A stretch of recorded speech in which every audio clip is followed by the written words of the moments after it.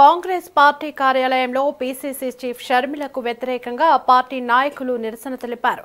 రాహుల్ గాంధీ, సోనియా గాంధీ చిత్రపటాలకు పాలాభిషేకం చేశారు. షర్మిల కాంగ్రెస్ ను భ్రష్టు పట్టించిందని వర్కింగ్ ప్రెసిడెంట్ సుంకర పద్మశ్రీ తీవ్ర ఆగ్రహం వ్యక్తం చేశారు. Working president Rakesh Reddy, Congress party MLA, MP అభ్యర్థులు షర్మిలకు వ్యతిరేకంగా నినాదాలు చేశారు. రాష్ట్రంలో కాంగ్రెస్ పార్టీని షర్మిల భ్రష్టు పట్టించిందని ఆ party working president Sunkara Padmasri తీవ్ర ఆగ్రహం వ్యక్తం చేశారు. రాహుల్ గాంధీకి విలువ ఇచ్చి షర్మిలను ఏమీ అనకుండా వదిలేశామన్నారు. కక్షపూరిత చర్యల కోసమే షర్మిల ఏపీకి వచ్చిందా అని ప్రశ్నించారు. పార్టీ ఇచ్చిన ఫండ్ దాచుకుని షర్మిల అభ్యర్థుల్ని, క్యాడర్ను గాలికి వదిలేశారని మండిపడ్డారు.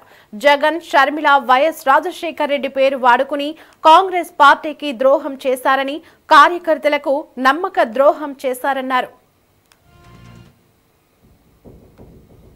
2014 నుంచి కాంగ్రెస్ పార్టీని వాడుకుని పదవులు అనుభవించి డబ్బు సంపాదించుకున్న నాయకులు మోసం చేసి వెళ్ళిపోయినా మేమేనాడు బాధపడలేదు.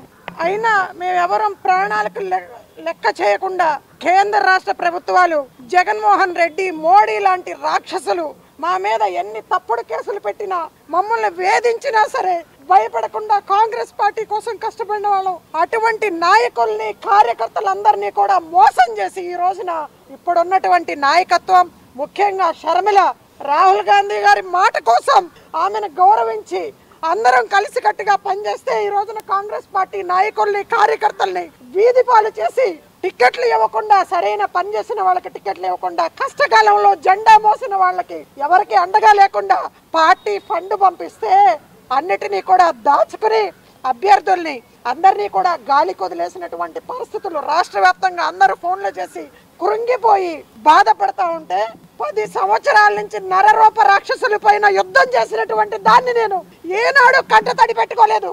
కానీ ఈ రోజున వైఎస్ రాజశేఖర్ రెడ్డి గారి పేరు చెప్పుకుని ఈ జగన్మోహన్ రెడ్డి, షర్మిల ఇద్దరు కూడా రాజశేఖర్ రెడ్డి కడుపును తప్పబొట్టి కాంగ్రెస్ పార్టీని ద్రోహం చేసి వాడుకుని వీళ్ళిద్దరూ కూడా కార్యకర్తలకి నమ్మక ద్రోహం చేసినటువంటి పరిస్థితి చూస్తూ ఉంటే చాలా బాధగా ఉంది. వీళ్ళందరూ ఏం పాపం చేశారు?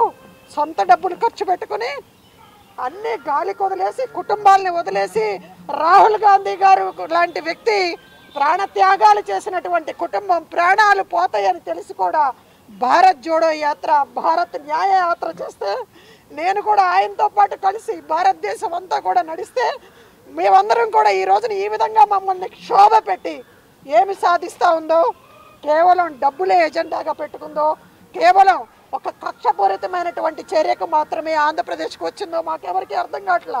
దీనికి సమాధానం చెప్పాలి.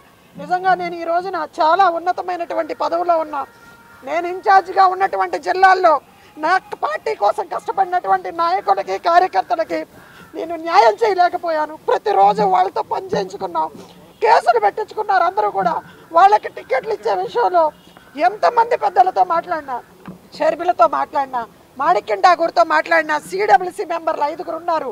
ఇంకా పార్టీ పెద్దలు కేంద్ర మంత్రులుగా చేసిన వాళ్ళు ఉన్నారు, మాజీ రాష్ట్ర మంత్రులుగా చేసిన వాళ్ళు ఉన్నారు.